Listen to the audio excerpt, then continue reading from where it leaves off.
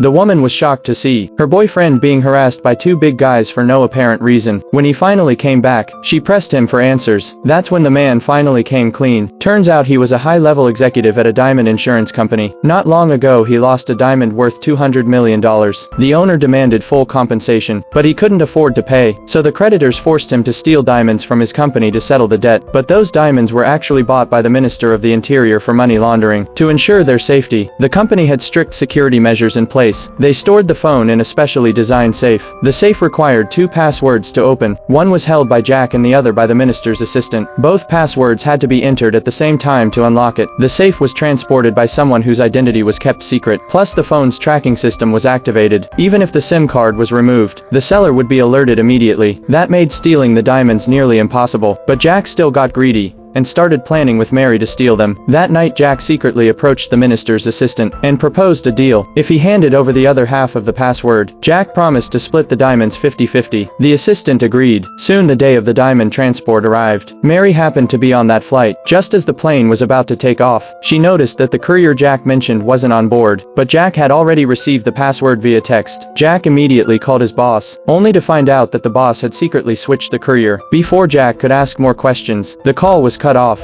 Left with no choice, he turned to Mary, because he knew the real courier wouldn't eat or drink during the flight. With Mary's questioning, they quickly locked onto a suspicious passenger, but to confirm his identity, Mary had to find a way to make him leave his seat. That way Jack could check if the safe was in his luggage. So when serving meals, Mary pretended to slip and spilled a food tray all over the target passenger. She quickly apologized and guided him to the restroom to clean up. Just then a gunman suddenly burst out of the restroom.